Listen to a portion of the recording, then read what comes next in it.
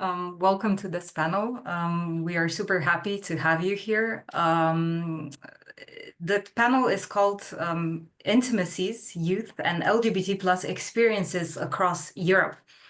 So I'm Jasmina, and I'll be co-hosting this conversation with my colleague Jerne here from the lovely and sunny Ljubljana. So this is actually the first public event of our new Erasmus Plus project, which is called Beyond the Rainbow. The project brings together international partners to explore how young, especially LGBT plus people experience and express intimacies, identity, gender, sexuality across, different cultural and political contexts in Europe. So tonight we are joined by an amazing group of speakers. So thank you for taking the time to be with us today. So we have an educator and podcaster, Alex Pomato from France, journalist and radio host, Mia Poland from Ireland, Jelena Filipovic, an activist and student from Serbia, and Roman Kuhar from Slovenia, who's an activist, researcher, and professor. So we have a diverse set of voices, and I think we'll have a great conversation. Instead of reading out your full bios, we're going to jump right in by asking each one of you to briefly introduce yourselves in just a minute. But first, let's go over some technical things with Jerne. Okay, hi everyone, also in my name. So regarding the technicalities, first of all, as Jasmina mentioned, this online panel is part of the Beyond the Rainbow. This is Erasmus Plus small project, and probably we should do a bit of a shout out to all of the project partners. Here with us are Juir podcast from France. They are also project leader, main partner, Centar za banatske studije from Serbia. Jasmina and myself, we are from University of Ljubljana, Slovenia, and our third partner is University College Cork, UCC 98.3 FM from Ireland. So just to let you know, from the perspective of the audience, we love for this panel to be interactive. And if you have any questions or thoughts during the discussion, feel free to drop it in the Zoom chat, and our colleague Ray will keep an eye on that, and we'll open up the last 10 minutes or so for the questions from the audience. So that's all about the technical issues. Okay, cool. So we can, jump right in. So as I said, maybe let's start with you briefly introducing yourselves, who you are, what kind of work you do, and let's maybe start in the beautiful island of Ireland and work our way east. So Mia, please. Okay. Hello, can you hear me? Yeah, okay, good. Yeah, so I'm Mia, obviously. My role is predominantly in the media. I started out in radio, went to print, back in radio now, but it is all predominantly LGBTQ issues. And what I do is basically platform Ireland's LGBTQ community from every angle humanly possible, and just give people a space to talk and share their triumphs and struggles, and basically just get as much diversity out there as possible. So that's what I do. Perfect. Thank you. Alex. Hi, do you hear me? It's okay? Yeah. Okay, right. I'm sorry for my English. I'm not really fluent. I hope this will be understandable. And I have a big accent, French accent, so I hope it's gonna be okay. But you can interrupt me at any moment. It's okay for me. I'm Alex. I live in Marseille, in France, and I do sex education I'm employed by a organization, and I do this. It's how I do my money for the month. But I also do some podcasts and radio. So that's it. Okay. Maybe just sex education. We talk about sex health and everything, but also gender stereotypes and also LGBT phobia and everything. So I speak a lot of. Yes, it's a big part of my job to talk about LGBT phobia. Thank you. So let's go more to the formal side of education, I guess. So Roman, maybe introduce yourself. Yes, good evening, everyone. My name is Roman Kuhar. I am a sociologist. I work at the Faculty of Arts, University of Ljubljana. And well, I was introduced as an activist. I guess I still am, although my hate times are gone. I was involved in activism in late 80s and early 2000s here in Slovenia. It was also during that time that I worked on Radio Slovenia, so I have a little bit of this media background. But now I'm a boring professor lecturing at the university, and one of the courses is the Introduction to LGBT Studies. And it has been going on for now 20 years, and it was only this year that the radical right-wing political parties found out about that and made a mess about it. And that's also one of the focuses of my research in the past few years, this anti-gender mobilization, which has been becoming stronger and stronger globally, basically. Didn't know about this, so I hope you will talk more in one of the next questions about what is happening there. So Jelena. Hello, Yes. I'm Jelena. I'm a student from Serbia. I'm mostly here to share my personal story because I am bisexual and to talk a little bit about Serbia and how here what kind of rights we do have and we do not have mostly. Okay, thanks. So since you're coming from very different contexts throughout Europe, we want to sort of map out what is currently happening with the LGBT plus rights and discourses also in your countries. So maybe let's start here with Roman. As you've said, you've been an activist, an educator for many years. You have also done extensive research on the everyday lives of LGBT plus people in Slovenia.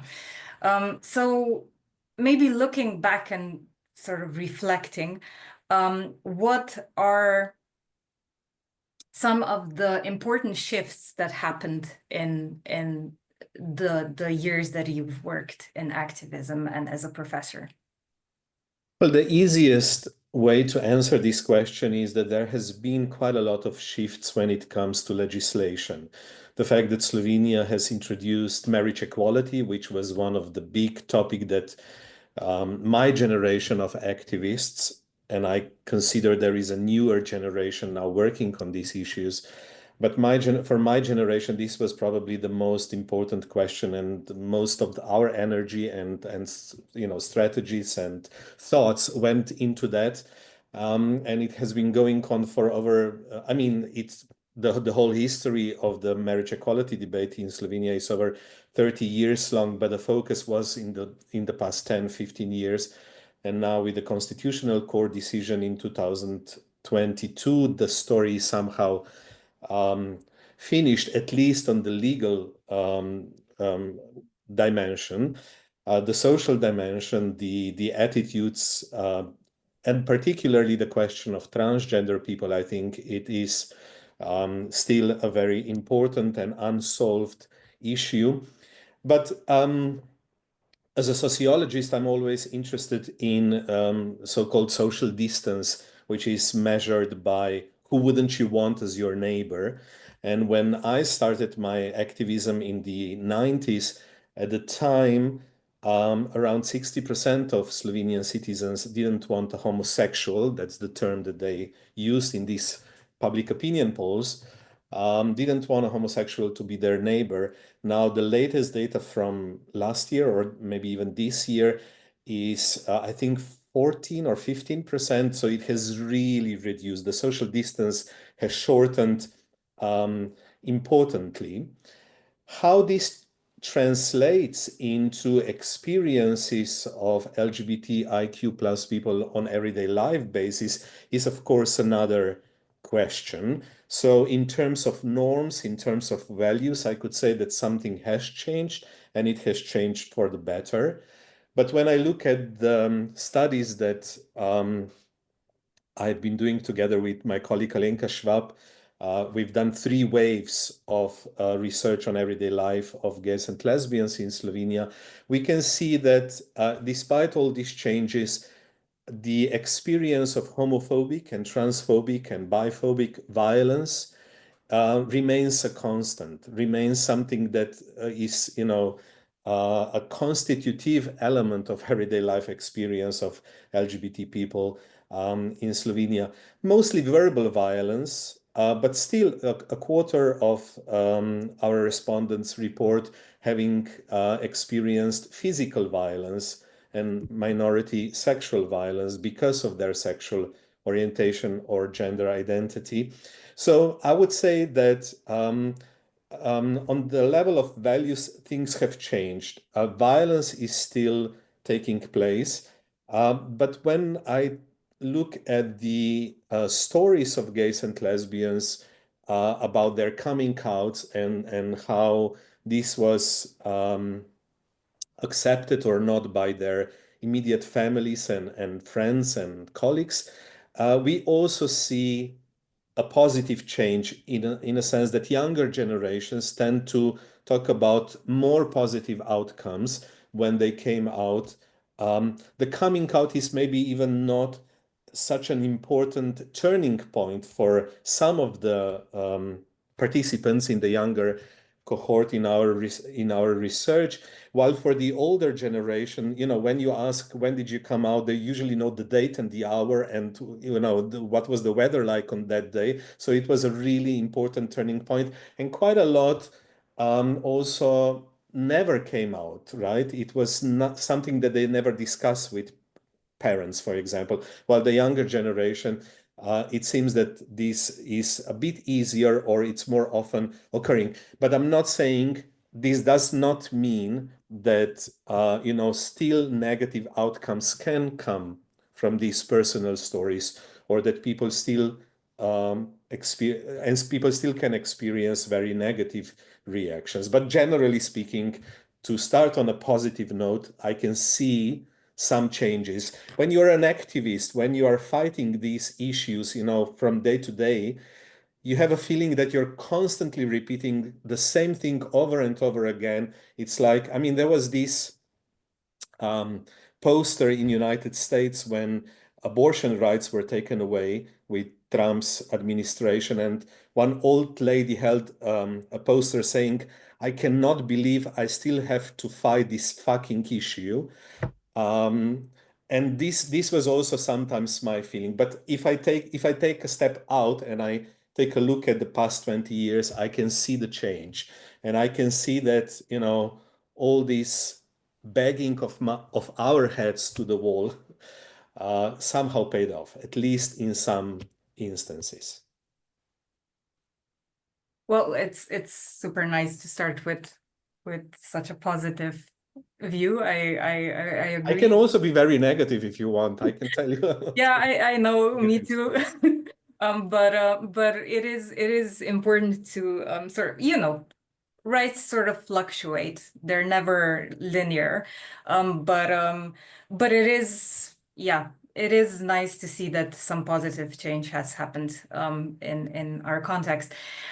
So Mia, maybe to go to you, in your podcast out in Cork, you talk to like many different people and generations within the LGBT plus community and also with allies. So what is your take on the sort of vibes in Ireland right now? So, I mean, at the moment, in terms of the LGBTQ community, we're kind of in a bit of a reflective moment because we are looking at 10 years of marriage equality. Now, only today, there was this big event happening in Dublin, and it was set to go ahead, all this kind of stuff. And last minute, they did have to change the location because of threats to the event.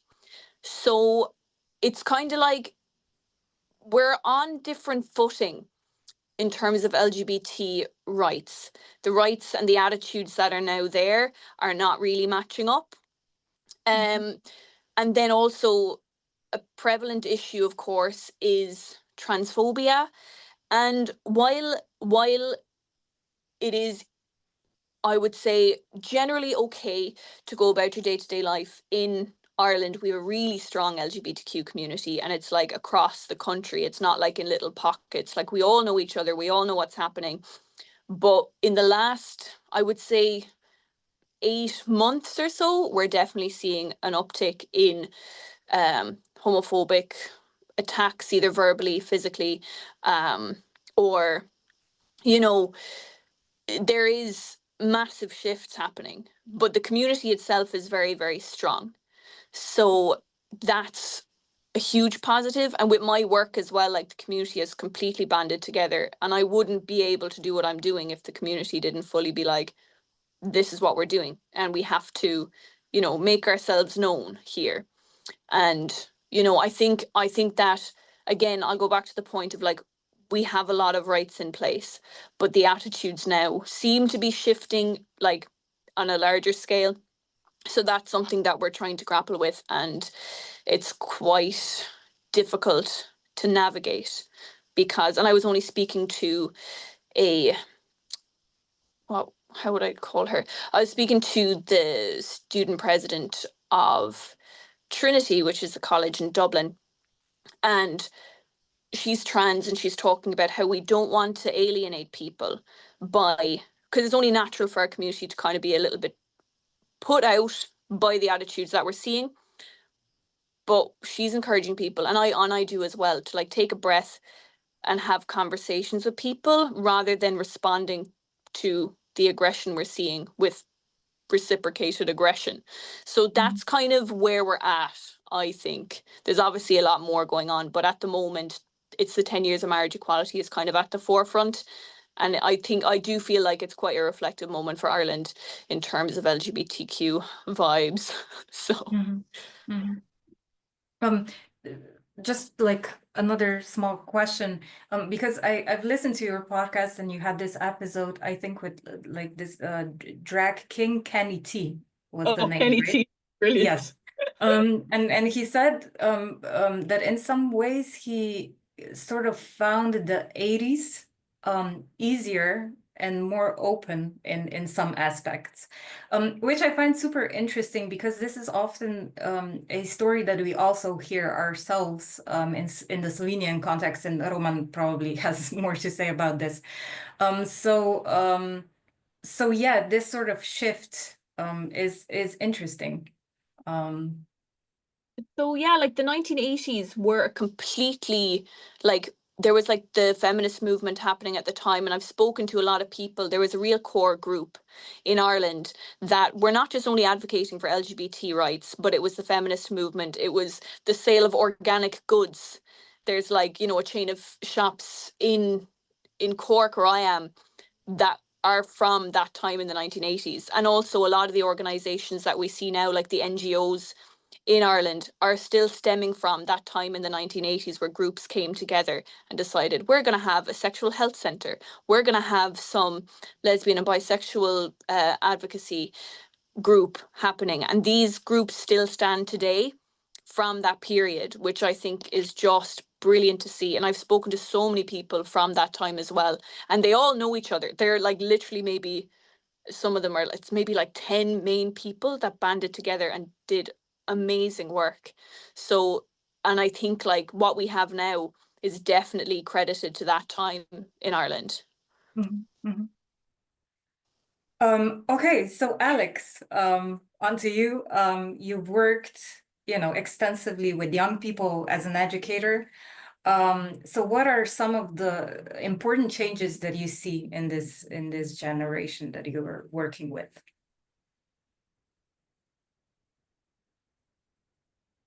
We don't hear you. Yes. Okay, thank you. I don't know if I see differences. What I can see, I do my job since 10 years, and I can observe some kind of evolutions. What can I say is that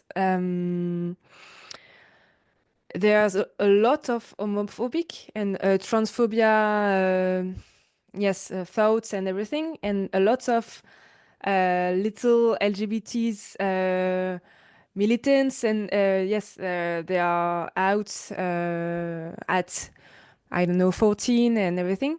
And I think the true groups are growing a lot, and they don't talk to each other. There is different pole, and they don't meet each others. Also, for example, I am a non-binary person, and I'm a lesbian. I have a child and everything, and I can't tell them I'm non-binary because I know they don't gonna listen to me if. Yes, so it's really complicated sometimes. I talk with a lot of teenagers, maybe 100 per week, and yes, I can hear a lot of homophobia and transphobia, a lot. And for example, for me, it's really important to let them have their opinion, if only if it's not insulting people or it's not hateful or something. But it's really important for me to let them, yes, disagree with homosexuality, for example. Because of their religion or something. And for me, it's really important because if I want to question their representation, if I want to make them think about this, I have to let them talk and let them talk really what they are really thinking. So, yes, I in my every day, I am confronting. Yes, a lot of homophobia and transphobia, a lot, with teenagers, but not only with teenagers, because of we have a big movement in France for against my work. I'm a sex educator. And there are some laws about sex education in France, and there are big movements in France against sex education, and the reasons are transphobia and homophobia. They are thinking that we are teaching kids how to change sexes and to, I don't know, be gay and everything. So, yeah, it's really complicated sometimes, to not only with teenagers but also with the teachers or with the parents and everything. These movements are growing, and it's not really. It's stressful sometimes. So yes. I don't know if you understood me, but Yeah, everything. Okay. Yeah, Okay. this is something I think like there is a problem throughout the throughout the three countries that we covered right now, right? So Roman also said that he's writing a lot about like these anti-gender movements. But how do Yes. you then navigate this when you have to? So you probably have to, in a way, hide a part of your identity in some contexts when. Yes.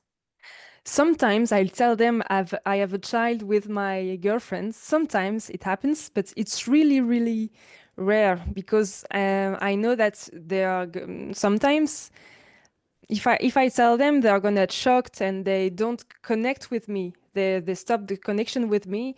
And if I say, I know it's the worst is if I say I'm non-binary, because I think non-binary or trans people, this is I can't tell them that because they are gonna be okay. You're just a weird person, and we don't want to talk with you and everything. So I can't tell them.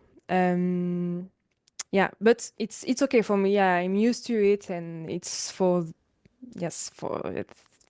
I don't know. It's okay for me. But you're probably like making also a shift in them slowly, but you know. The problem is more like I'm hiding this also with the adults, and sometimes yes, it's not really. It can be stressful and everything. Yes. But Okay, so thank you. Let's go to Jelena now. You are a young bisexual activist living in Serbia. That is sort of from the outside seen often as more conservative. Of course, you know, the contexts are a lot more complicated than that. So what are your experiences been like? Oh, yes, it is conservative, and the laws here and everything is placed from that point of view. We do have some like rights under the human protection rights. There is no like specific mentions of queer, gay, or anything like that people in our country under the law. But in the community, like people have to find each other to support each other. It's secret. It's always like do not ask, do not tell. It's more like that in Serbia because people do have to hide to protect themselves, basically. But mostly we can find support amongst the other LGBTQ like people, and there are allies here and there that can help and support people. But mostly it's something that we do not talk about that much. Serbia has a lot of political problems and basically other human rights that are more pressing to the country in general than gay rights or LGBTQ rights in any way. So it's mostly from the background, people like trying to fight, trying to like preserve some human rights to be accepted on that level here, mostly like a human being than anything else. People like education, and they're mostly strong-headed about some beliefs they have that we are going to change other people or something like that. So it's mostly, how can I say, in the background work that people try to protect other young people that are coming to the scene, basically. And also, maybe as extra question, I know you had like experiences of living both in Belgrade, which is the capital city, and now you've moved to a smaller city. So maybe can you reflect on these sort of differences? So of course, in Serbia, we have like major cities that are mostly more open-minded. You can find spaces, you can find clubs, you can find NGOs that are there to support people. It is there, just a little bit harder to find. But once you get in the like LGBTQ space in any way online or something like that, you can find it easily in some bigger cities, especially Belgrade. There are a lot of organization supports and something like that. But in smaller cities, nobody talks about that. It's like a topic that do not exist. Gay people do not exist. That's basically that here.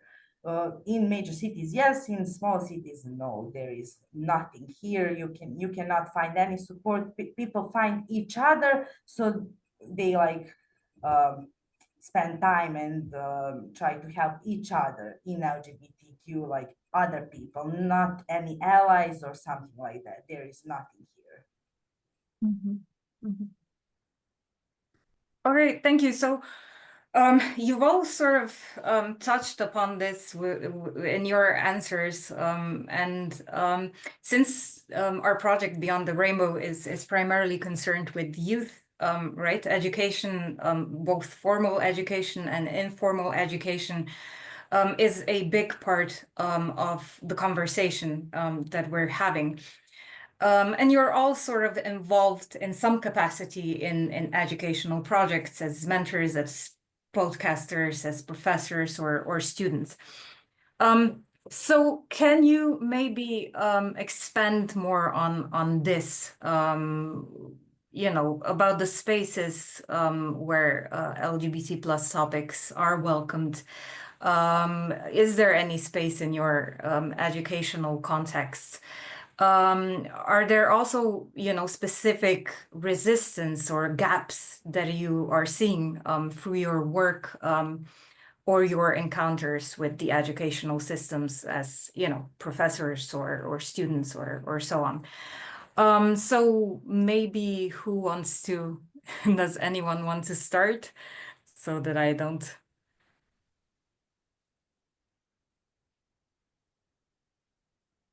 Okay, so maybe Roman, you said before that you have the course that has now become the focus of the right wing parties.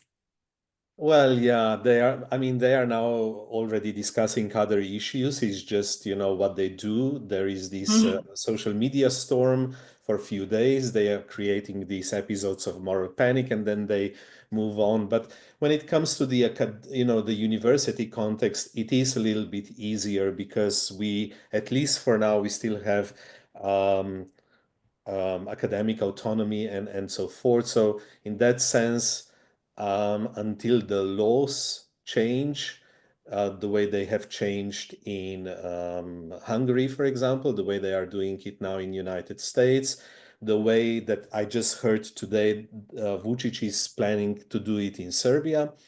Until then, it's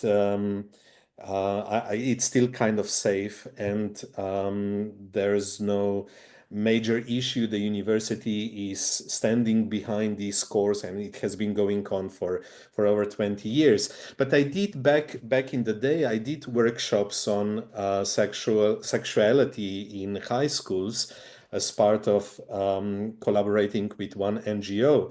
And I was thrown out of the school once.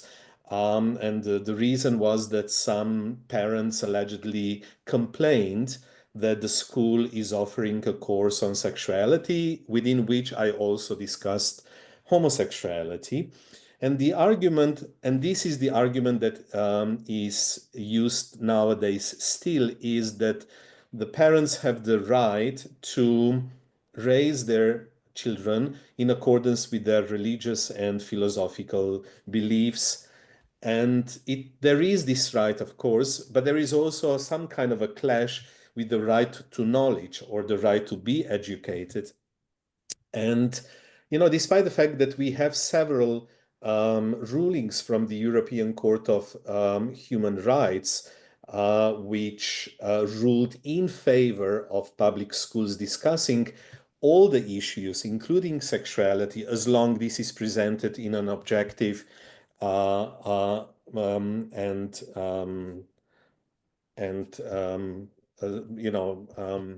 scientific way, let me put it that way. We are constantly seeing these attacks on education, and these anti-gender actors are primarily targeting education, because with education they can easily create this situation of something that Ruth Wodak nicely calls the politics of fear. So they are basing all whatever they are doing on fear. So your child will be brainwashed, or just like Alex said, they will change your sexual orientation, or they will change your gender, and so forth and so forth. So it's a lot of conspiracy kind of approaches to these issues, and the problem is that you can hardly, or it is impossible to fight back with rational arguments, because these emotions which the anti-gender actors are very strategically playing on are so persuasive and are so, the fact that they are focusing on children and that the child is at the core of this mobilization is a very well thought out strategy, because we all want to protect our children. We all want to be creating a safe environment for them. So I don't have a good answer to this, but I just see that there was this feeling that things are progressing and that we have moved beyond ideas of somebody becoming gay just because they are listening something LGBT to topics that are connected to LGBT issues and so forth. But this is now returning back, and it's returning back in a more horrible way, because we have now an increase in adoption of so-called anti-gay propaganda legislation. So any talk about these issues is now framed as something which is a criminal offense in Russia, in Hungary, in Bulgaria. But these kind of bills, this kind of proposals are on tables also in some other countries. I mean, in Slovenia, I know it's not well known, but the radical right party in the parliament has proposed several times to change the criminal code in a way to basically prohibit talking about LGBT issues in schools. And if you do, you would get 3-year imprisonment or something like that. Of course, this was not adopted, but what they managed to create with these kind of proposals and these kind of narratives is self-censorship. Now, schools, teachers are reluctant to talk about these issues because they know that some parents will knock on their door or somebody will call them. And these groups of concerned parents are well organized. Their strategies are well thought out. They have sorry, I have 2 dogs and somebody's at the door. So I will finish. So yeah, that is the problem. We are not faced any longer with just individual cases, 1 parent or 2 parents, but this is an organized movement, and that's the problem. So maybe Alex, would you want to jump in? Yeah. Yes, because about sex education, I am confronting this every day because it's my work, so in my job, and I am yes, I always go on a website on conspiracy websites to check what are they saying and everything, and I feel that it's a big conspiracy movement, of course, because they are saying that sex education is about to learn how to masturbate to children. It's how to change sexual orientation and everything, and LGBT lobby and etc. So it's a big conspiracy movement. But before that, I feel that conspiracy movements were more like reserved to extreme right or fascist kind of. Yes, it was like not really. It was growing, but for this topic, sex education, it's like a big movement. It's a big conspiracy movement, and it's. Yes, it's when I'm used to do also training with adults, and it's always a big topic with adults. Maybe half part of the groups are thinking that sex education is like about lobby LGBT and everything. So it's a big movement, and I'm really afraid of it because it's about health and LGBT rights and my job and everything. So it's not okay at all, and it's really big now in France because they are calling to put children out schools. So for example, last Monday, I think they were calling for anti sex education and a lot of child were not at school. So yes, it's really big. So it's frightening, but can be optimist, but it's really frightening. Yeah, so that's it, right? It's becoming so global. in a way. Before it was sort of, a lot of people said rather stereotypically, it's happening somewhere else, not in the West, but it's super global, and it's becoming a part of our everyday experience. So maybe Mia, could you jump in, because you have like Pride Vibes show at radio, and radio has this also educational component to it. So how was it accepted? How did you have any backlash anytime with your show? So I guess, like, I've noticed there's a couple of things that I've noticed. So I started doing LGBT journalism a few years ago, maybe 5 years ago, if not more. And I was kind of, sat down by my manager at the time, and I said, look, here's the show that I want to do. It's going to be LGBT stuff. And he says, he's like, are you sure? Do you know, that'll probably, there's going to be some backlash here. Are you sure you want to do this? And I was like, no, I'm very much aware of that. But no one else at the time was doing that. And also, no one else at the time was writing for the local paper, like, as often as I would have hoped about LGBTQ stuff happening locally. So I decided to do both of those things.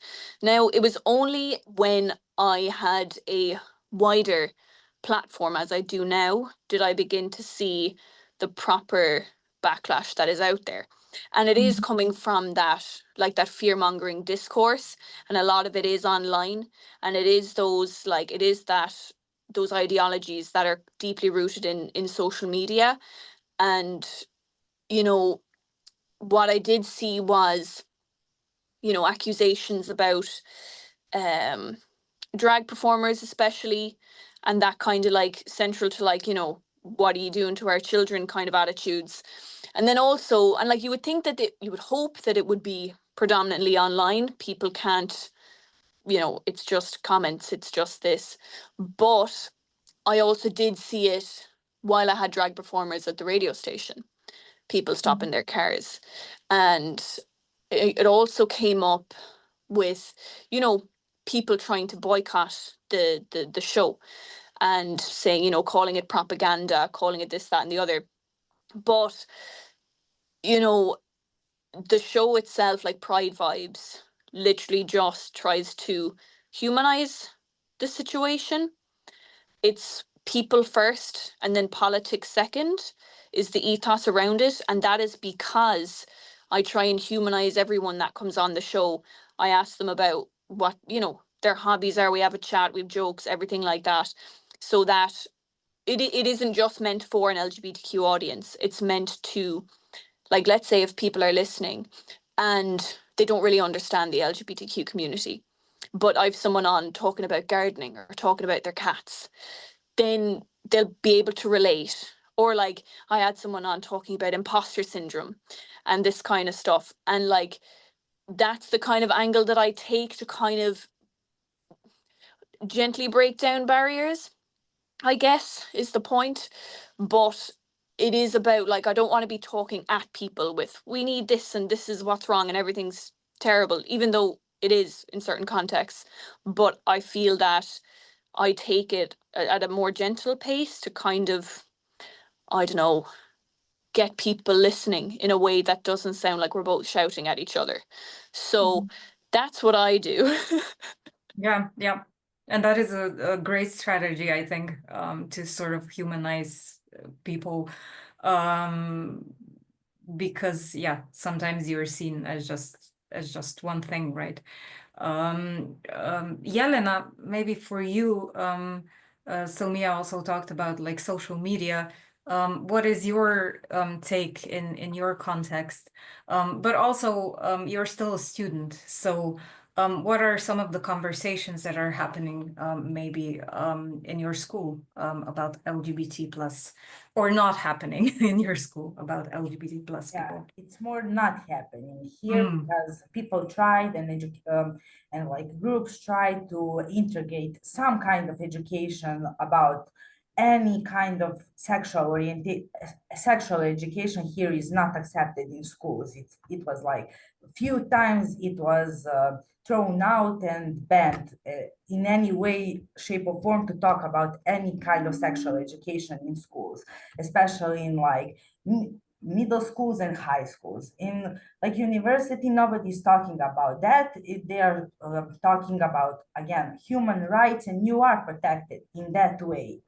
Here, again, against like hate speech or something like that, but mostly it's not talked about here. It lacks, people are not aware of what's happening. They have like some beliefs and conservative, again, thinking here.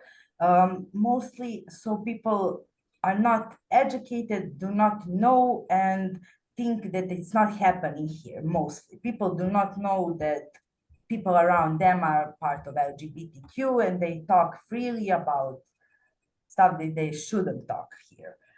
Basically, it's mostly from that angle. Here, there is not much support in any way. Young people find support on social media, mostly, again, international media. We find support in other European countries or something like that. Not in Serbia. You cannot find much support here. It's, again, conspiracy, fear, and mostly that here. In phobia in any way, from transphobia to like gay homophobia. I'm not going to talk about binary and non-binary here. That would not be understood in any way. People do not understand. That's the problem mostly. Okay, before we go to Q&A, yeah, I would like to ask you, because our project is also related with the media. So one of the aims of our project is to produce podcasts on LGBTQ issues and youth intimacies. So I was wondering, what are some of the ways queer youth today are telling their stories and advocating for change? What media formats or creative spaces are they using? And on the one hand, I'm interested in those media formats which are meant for the communication with the outside world, if you may call it, but on the other hand, also media spaces that are meant for the in-group communication. So yeah, maybe Mia, if you can start with that, if you can give us some thoughts on that issue. So if I'm understanding your question correctly, you're asking where people, the LGBTQ community, is communicating where their voices are and where their stories are and how they're connecting with each other. Yeah. So I guess, like, from my perspective, anytime I want to get information about what's happening in terms of activism, in terms of events, in terms of LGBT sports groups or whatever, predominantly I'm finding that it's kind of that wider network of the community is that younger kind of, I guess, like, you know, actually no, I'm wrong. There is a lot of the older generation there too, and that's on Instagram, and it's all these infographics of what's happening, where it's on. But then also you'll get ones, especially within the trans community or gender fluid community.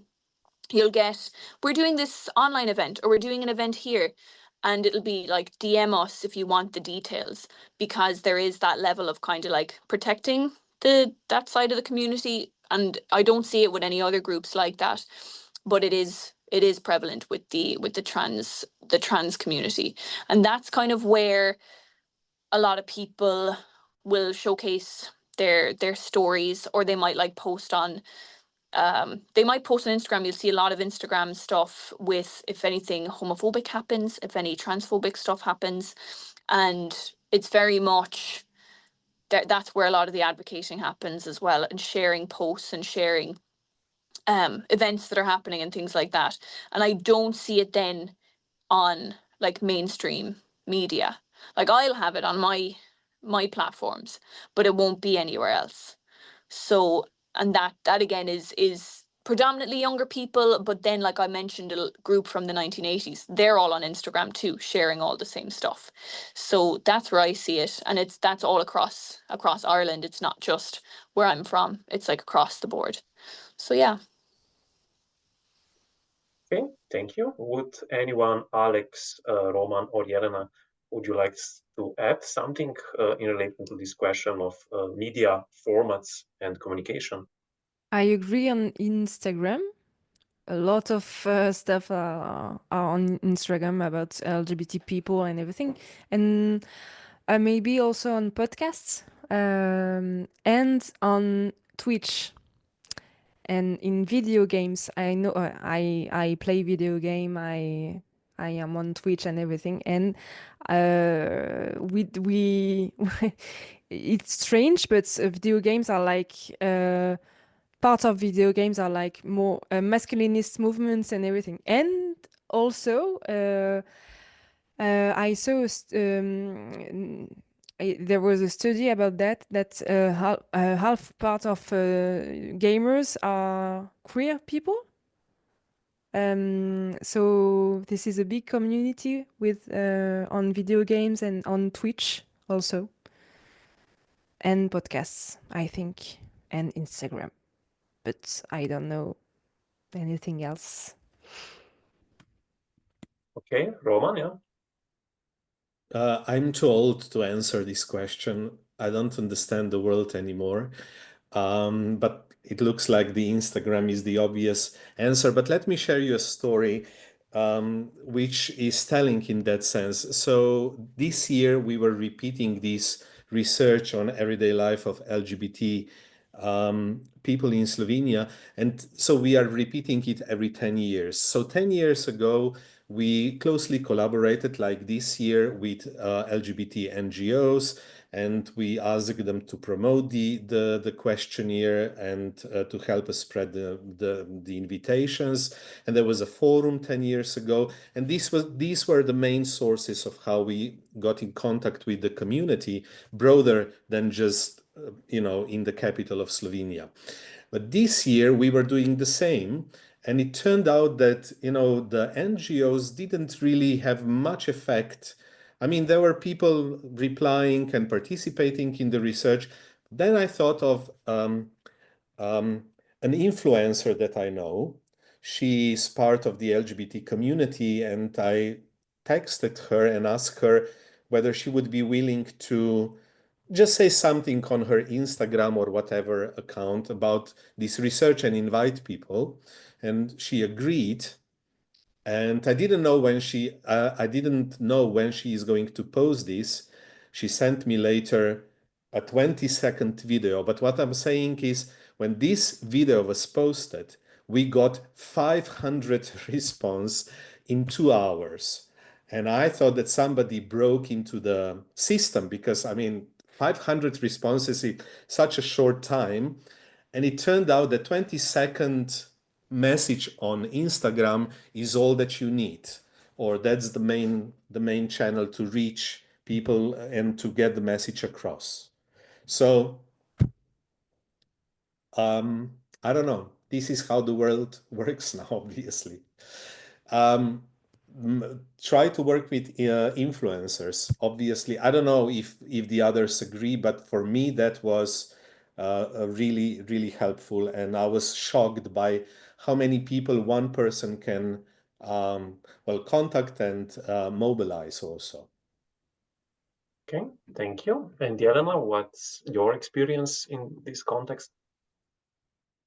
Yes, so I can mostly also agree that it's Instagram and other types of social media that people can share their personal stories and some other stories that are mostly happening in Serbia, because people here try to be mostly anonymous as much as you can, so that you are not the main target here. So it's easier to share on social media behind the screen and to maybe like try to change something through that, because we did have here like prime minister. Now I think she's now the president of national embassy.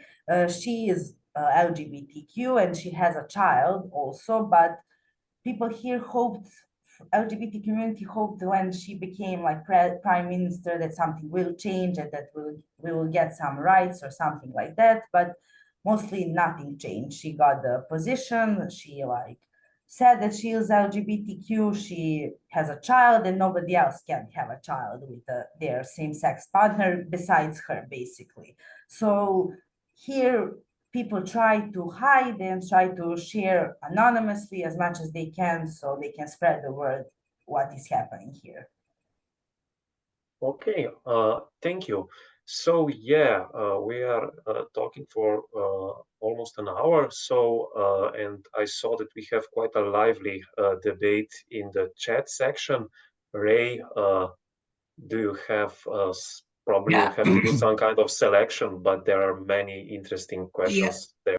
We might go back and ask Alex to kind of expand on her work as a sex education teacher and maybe discuss some of the ways that you work to change the minds of teenagers or adults that you work with. So if it's you know, if you feel that like you can't always be completely honest, what are the ways that you overcome that?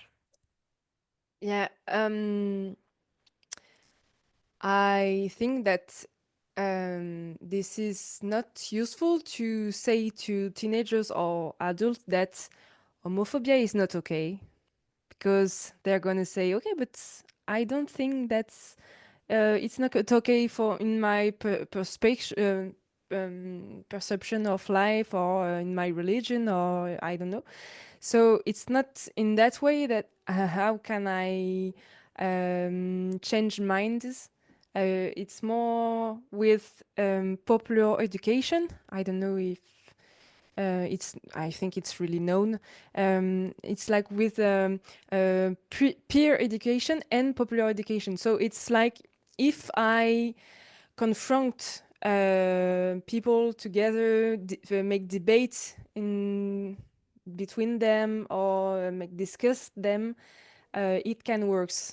And I also always ask, why do you think that? And it's why? And somehow it's like, okay, I don't know, but I don't feel okay with homosexuality. And why? Okay, because they are a girl. Okay, why do you think that? And somehow we can think that it don't make sense to be homophobic or something transphobic also. So why? And to make themselves discuss. If I say it's not okay to be homophobic, it don't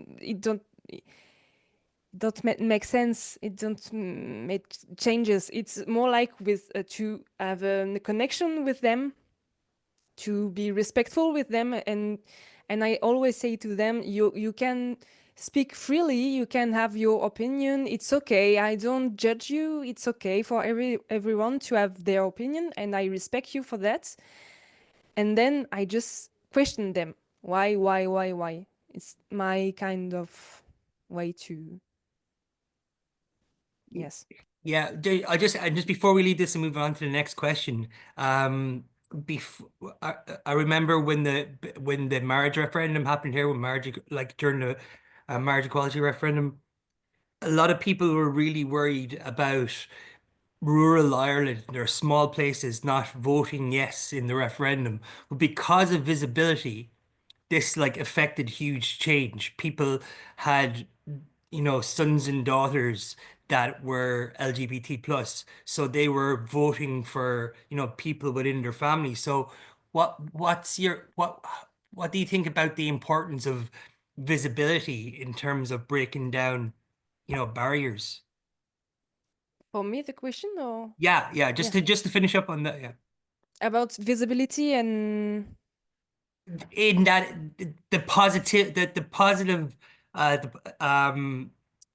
the positivity that comes with visibility, that owning, you know, I know it's difficult because you're in the job, but you know, there is kind of evidence that can affect change. Yes, sorry, I don't understand all of your purpose, but I think I understand. Uh, about visibility, I always use some example actors or sportives like LGBT, and I'm telling them, okay, do you like this sportive or do you like the actor? So it's he's or she is LGBT and everything. And for me, how can I? It was your question, or I'm yeah, okay. And for me, sometimes I think that if I come out in front of teenagers or adults, it's gonna be really great because they're gonna we have connections sometimes. They like me and everything. And if I tell them, I think it can be useful because they're like, oh, but she's nice, she's funny. Okay, maybe LGBT can be nice, maybe. So sometimes it can be useful. But if I have a connection and if the question comes from them, if I just do my coming out, I did that sometimes, and teachers called their directions, and they were like, "Oh, it's not okay," and LGBT lobby and everything. So I had problems with that, so I don't do that anymore. And I think sometimes teenagers can be, why it's not the purpose and why no. So sometimes I don't. If they question me, I respond. And yes, if I feel that there is a connection, I respond, but only on my sexual orientation, not on my gender, because my gender is another thing, and I think non-binary is really, really far for them. So I don't, and I never talk about non-binary, never.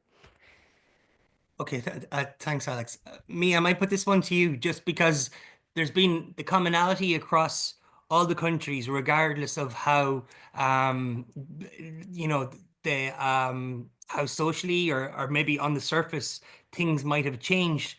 In the context of the kind of global backwash or the backlash that we were discussing, you know, the rise of the far right and things like that. What, in your opinion, can change things? Where can we fight this, especially when it comes to younger people?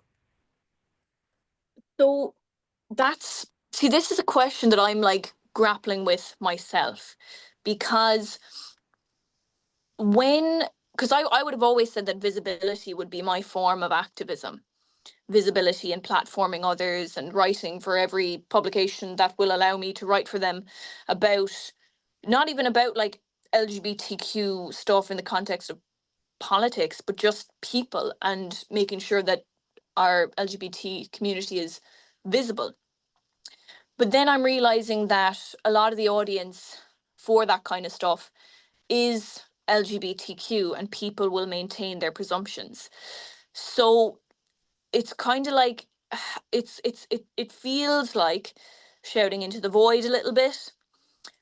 But at the same time, when we're seeing, like, as Alex mentioned, like kind of celebrity kind of status stuff, where it's kind of like household names and things like that, that seems to be normalizing things a lot more. And like with more and more like celebrities coming out, and people are like, oh, those people aren't too bad, and they're LGBT, and they're not trying to convert other people. That's great.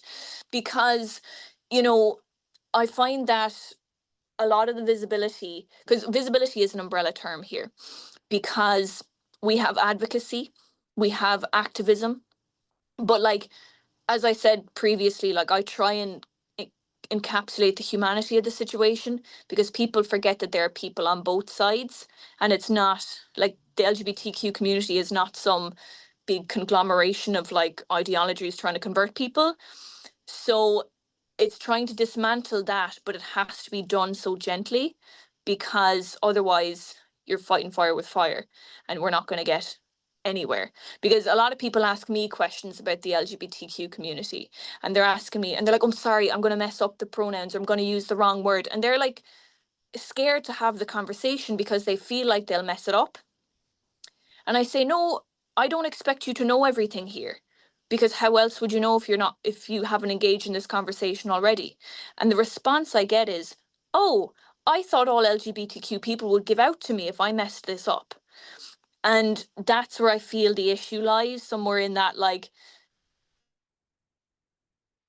things. So while I can't answer the question very directly, it's definitely something that requires close attention to the sensitivity of what we're trying to do, because it's not something that needs to be done from a defensive point of view. Yeah. Okay. Yeah. And Roman, I might just to expand on that, I might bring you in, and so because if there has been a change in Ireland, maybe it's that the scale of the impact of the church has changed.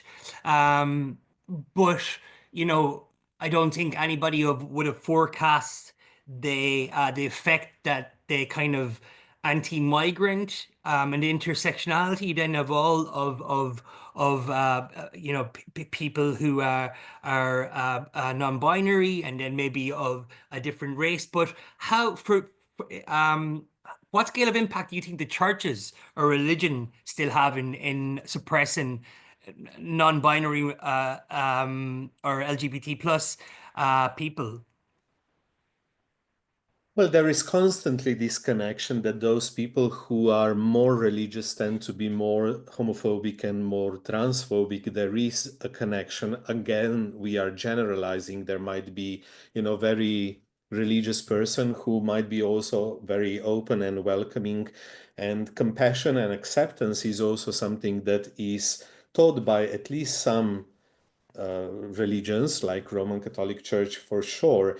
So in terms of church, you know, going back to the previous question, the church, particularly the Roman Catholic Church, was behind the beginnings of this anti-gender mobilization.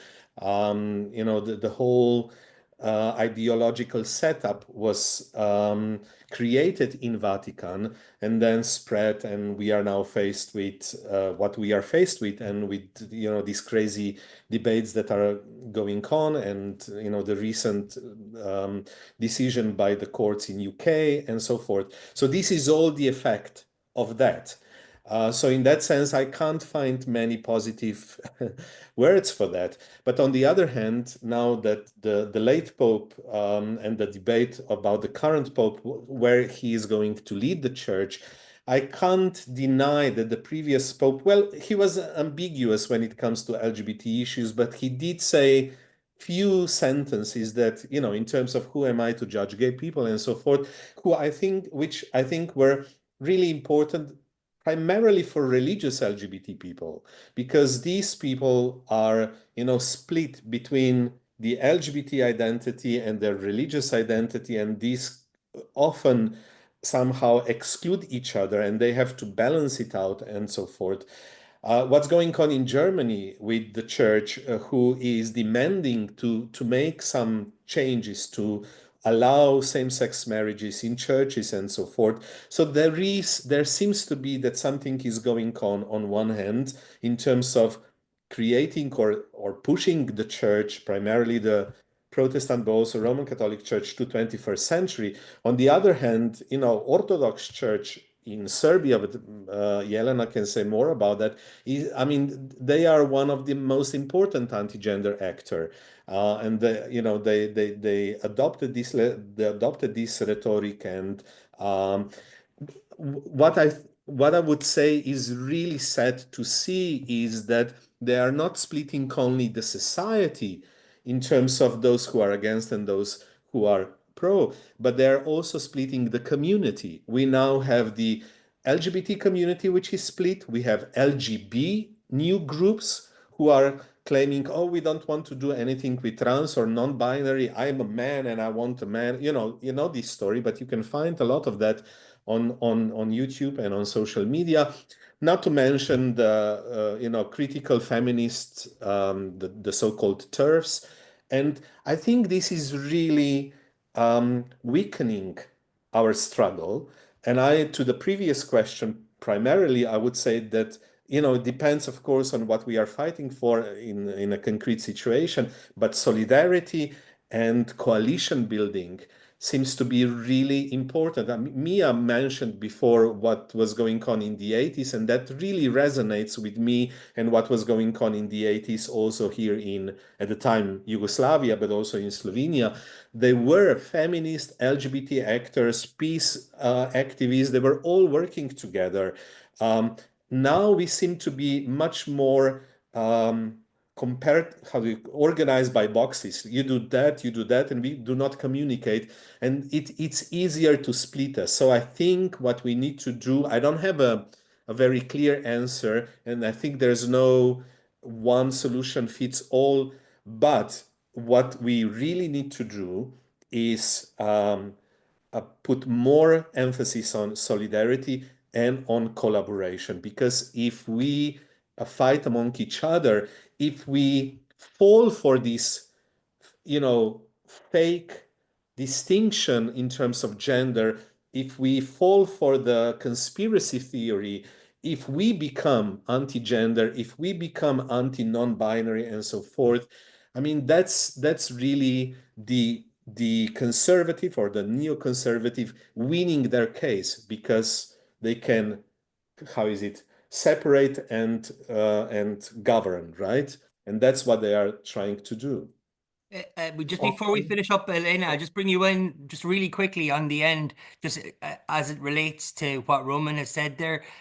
On that whole idea of like solidarity, how effective do you think like arts and culture like can or like whether we're talking about film or like this audio storytelling like we're doing for this project, how beneficial it could be like to, or if it could, what type of maybe film or music or art has had a positive effect when it comes to the LGBT plus community?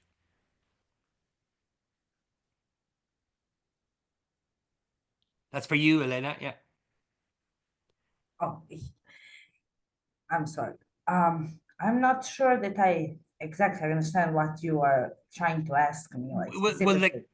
Sorry. The question was what type of radio show could help create solidarity with young people in your country. So I was just trying to give a context. But if you Yes, I understand. I think mostly the show that here could help, mostly maybe some podcast or something like that, that would talk more about making people not understand, because maybe people cannot understand, but to find some empathy to understand that, like Mia said, we want to humanize people, to understand that we are people first of all, and then we are something else. We cannot put people in some boxes and try to like label them that way. We are all humans in the end. We should, I think what would here work would maybe be something to be approached from that human side, to like understand that people do struggle, they have some struggles more maybe because they are part of something else.